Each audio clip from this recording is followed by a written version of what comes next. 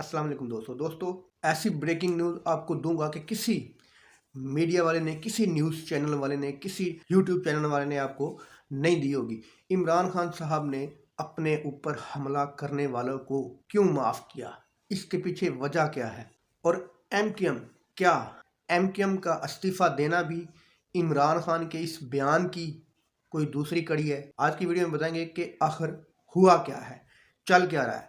तो दोस्तों, इमरान खान साहब ने अपने ऊपर हमला करने वाले, सारी दुनिया जानती है कि इमरान खान साहब पर हमला किसने करवाया और इमरान खान साहब हमला करने पर किस बंदे पर इल्ज़ाम लगा रहे थे।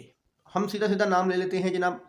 इमरान खान साहब बाजवा साहब पर इल्ज़ाम लगा रहे थे और जनरल फैसल पर इल्ज़ाम लगा रहे थे कि उन्होंने मुझ पर हमला करवाया है, और नवाज शरीफ और राना सनाउल्लाह इसके बाद है। इमरान खान साहब ने अब उनको माफ़ कर दिया है। इमरान खान साहब कहते हैं कि मैं मुल्की मफाद के लिए, अपने मुल्क में इंतशार ख़त्म करने के लिए उनको माफ़ करता हूँ और आर्मी के साथ मिलकर इस मुल्क को आगे लेके जाना चाहता हूँ।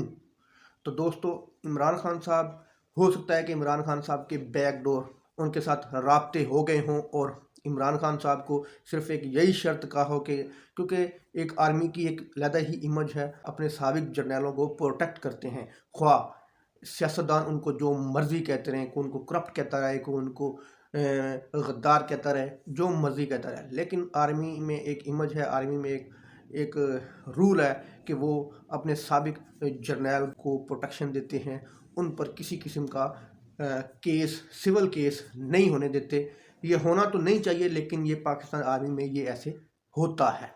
तो हो सकता है कि इमरान खान साहब के बैकडोर में ये मामला तय हो गए हों, या इमरान खान साहब के ये मामला तय हुए होंगे कि आप ये जो फलां बंदे पर आपने एफआईआर दर्ज करवाने का सोचा हुआ है, आप ना अब करवाएंगे ना हुकूमत मिलने के बाद करवाएंगे।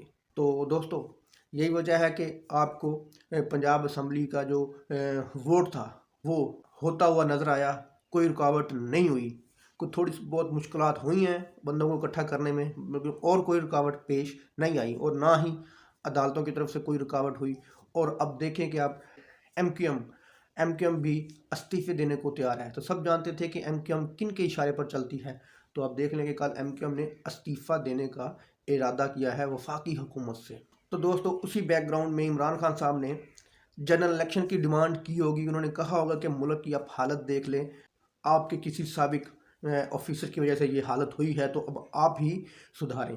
तो यही वजह है कि आपको एमक्यूएम के इस्तीफ़े आइंदा कुछ दिनों में ये असम्बली तहलील होती हुई नज़र आएगी, या शहबाज शरीफ एतमाद का वोट लेने में नाकाम हो जाएंगे, क्योंकि कुछ पार्टियां चलती हैं आँख के इशारे पर, जिस तरह के बीएनपी होगी, ये काफ लीग होगी, उसके बाद ये एमक्यूएम होगी। अब ये उनको वोट नहीं करेंगे तो इस तरह वफाकी हुकूमत भी तहलील हो जाएगी। आपको एक हफ्ते के बाद रिज़ल्ट नज़र आना शुरू हो जाएंगे कि इमरान खान साहब ने अपने ऊपर हमला करने वालों को इस तरह माफ़ नहीं किया, किसी न किसी वजह से माफ़ किया है। क्योंकि इमरान खान साहब को ये पता है, वो बड़े नज़र रखने वाले सियासतदान है मुल्क की हालात पर और मुस्तकबिल की सियासत पर, कि पाकिस्तान आर्मी के बगैर मुल्क तरक्की नहीं कर सकता। ये वो अपनी तकरीर में भी कह चुके हैं।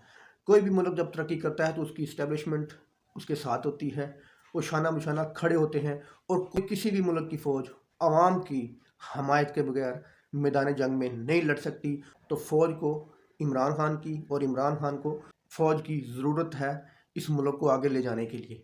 क्योंकि इमरान खान का नाम इसलिए लिया है कि फ़ौज को इमरान खान की क्यों ज़रूरत है, क्योंकि इमरान खान के साथ आवाम है, और आवाम के बगैर फ़ौज भी अधूरी है, ख्वाह वो मुल्क एटमी ताकत से भी कुछ बड़ी ताकत का मालिक हो, लेकिन आवाम के बगैर वो उस मुल्क की फ़ौज कुछ नहीं कर सकती। दोस्तों, वीडियो अच्छी लगी तो लाइक करना, चैनल को सब्सक्राइब करना। अल्लाह हाफ़िज़।